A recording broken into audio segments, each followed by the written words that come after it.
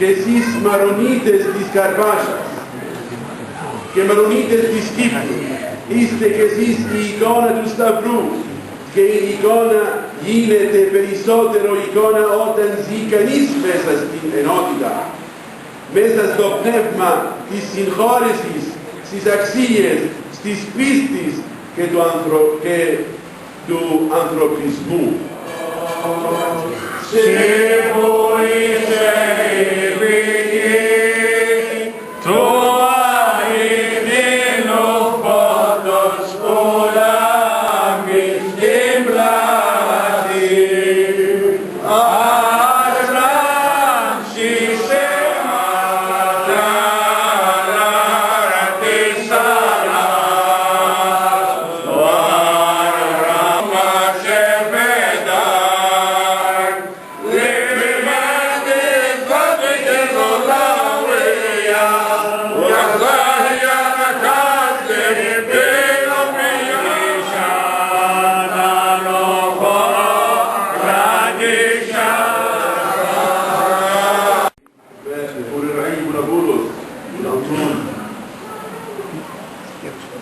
Αγαπητά Χριστό αδέλφια, η ερώτηση προς τον Ιησού, δάσκαλε, πού είσαι, η Κύριος, ο Σταυρός λαμβάνει όλη την σωτήρια του διάσταση από τον Χριστό, ο οποίος είναι ο σπόρος που κατέβηκε στην γη από τον ουρανό, έπεσε στο έδαφος και πέθανε κάτω από αυτό. Εδώ βλέπουμε αυτό το μεγάλο μυστήριο της ενσάρκωσης. For us the priority is to return to our villages, to our land. It's good to be everywhere, but if we don't have land, if we don't have villages, what does it mean? It's very important issue for us.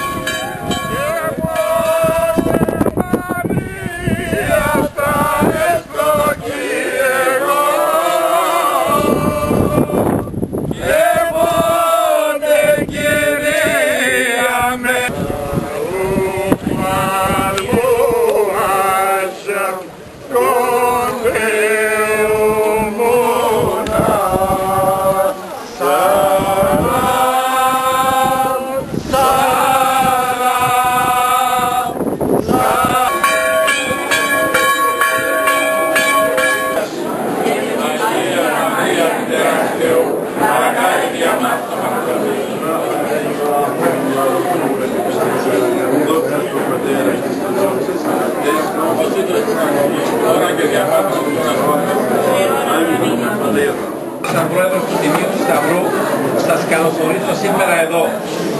Εκτιμούμε και σας ευχαριστούμε για την τιμή που προσδίδετε σε αυτό το ίδρυμα. Είναι το σπίτι σύμβολο χαράς και ευτυχίας για όλες τις κοινότητες του τόπου και όλον τον κόσμο γενικότερα. Αυτό το ίδρυμα δεν θα ήταν εδώ ό,τι είναι αν κάποιοι άνθρωποι δεν συνέσφεραν γενναιόδο. Δεν θα μπορούσα από το να μην κατονομάσω του Γιαννάκη Κόκκινο και Γιαννάκη Πογιατζή για τη συνεισφορά του. Σήμερα η μνήμη του πατέρα μου Αντώνη Κόκκινου θα γίνουν τα εγγένεια της επέκτασης του σωματείου με την αίθουσα Αντώνης Κόκκινος από τον μακαριότατο Αρχιεπίσκοπο. Σήμερα μιλούμε απλά και καθαρά για έναν άνθρωπο που έχει το όνομα Αντώνης Κόκκινος. Ο Αντώνης Κόκκινος γεννήθηκε το 1923, φτωχός, από πολύ φτωχή οικογένεια, εργατικός, δραστήριος, πάντοτε στη ζωή του. Παντρεύεται τη Μυρίτσα Κόκκινου στα 26 του και απέκτητα 4 παιδιά. Του το λέω και στο ξαναγράφω. Δεν είσαι κοντά μου να σε βλέπει. Υπάρχουν, παιδί μου, άνθρωποι όλων των ειδών. Ψεύτες, προποδίτες, παγαπόντες, διότι είχε όραμα, ήθελε να κάνει τη ζωή με τον δικό του τρόπο. Πάντοτε σκεφτόταν την Καρπάσια, πάντοτε μου μιλούσε για το σπίτι του, πάντοτε μου έλεγε μην ξεχάσεις τους Καρπασιώτες. Όπως αυτός έκαμε το χρέος του απέναντι στην οικογένεια του και απέναντι στο χωριό του και στην κοινωνία, έτσι και εμείς οι συνεχιστές του οφείλουμε κέντρο για μας. Θέλουμε να είναι κέντρο αρμονικής συνύπαρξης και φιλίας, όχι μόνο μεταξύ των Μαρονιτών. Να είναι κέντρο για όλες τις κοινότητες του τόπου. Και είναι το κέντρο. Και αν διαλογιστούμε λίγο, θα σκεφτούμε ότι 2 τέτοια κέντρα υπάρχουν στην περιοχή που βρίσκομαστε τώρα. Τον Κορμακίτη και στην Καρπάσια. Όπου συνυπάρχουν, όπου συζητούν, όπου συναντιόνται όλες οι φυλές. Όλοι είναι τα λόγια του μακαριωτάτου σήμερα. Δεν θα υπάρξει μαρονική κοινότητα χωρίς γη. Αν δεν υπάρξει γη και θρησκεία, δεν υπάρχει μαρονική. Και αν δεν υπάρξει γη, τότε θα κατακτήσουμε να είμαστε περιπλανόμενοι. Γι' αυτό σωστά είπε ο Αρχιεπίσκοπος και σωστά υπάρχει ο εκπρόσωπος της Τύπου. Πολύ σωστά. Με το να εστιάζουμε όλες τις προσπάθειες μας στην επιστροφή. I was thinking about είμαστε πολύ ευτυχείς που μαζευτήκαμε εδώ σε αυτό το σωματείο για να γιορτάσουμε μαζί με όλο το χωριό της Καρπάσιας την γιορτή της ανάψωσης του Τιμίου Σταυρού. Δράττουμε της ευκαιρίας για να μεταφέρω τις ολόθερμες ευχές για αυτή την τόσο σημαντική και ουσιαστική γιορτή της Εκκλησίας μας. Η Καρπάσια έχει μια πολύ πλούσια ιστορική, πνευματική και πολιτιστική κληρονομιά. Η σημερινή κατάσταση στο χωριό επιβάλλει όπως γίνουν έργα ανάπτυξης. Επομένως πρέπει να ενθαρρύνουμε κάθε πρωτοβουλία προς αυτή την κατεύθυνση, επειδή ό,τι γίνεται δεν γίνεται μόνο για το σήμερα, αλλά περισσότερο για το αύριο, για να βοηθηθεί η νεολαία να έρχεται στην Καρπάσια. Υπό αυτή την έννοια χαιρετίζω όλες τις πρωτοβουλίες που λαμβάνονται. Γι' αυτό σήμερα χαιρετίζω ιδιαίτερα την οικογένεια Κόκκινου που προσφέρει την αίθουσα για επέκταση του Σωματείου Ένωσης Νέου Τιμίου Σταυρού της μνήμη του πατέρα τους Αντώνη και της μητέρας τους Μιλίτσας. 2 ξεχωριστών ανθρώπων που αγαπούσαν ιδιαίτερα το χωριό τους, ολόκληρη την κοινότητα των Μαρονινών και που μεγάλωσαν τα παιδιά τους με αρχές και αξίες, τα οποία είναι ο πλούτος όλου του κόσμου, όπως έλεγε ο Αντώνης Κόκκινος. Είτε ο Κύριος να δώσει την ανάπαυση των ψυχών τους στο φως και στη ειρήνη.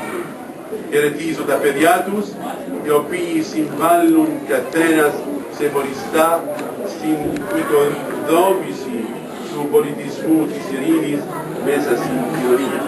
Πολλές ευχές για τη νέα αίθουσα του Σωματείου και εμπρός λοιπόν για άλλα σχέδια που θα δώσουν ανάπτυξη σε αυτό το ωραίο χωριό του νησιού μας. Ο Θεός να σας ευλογεί όλους.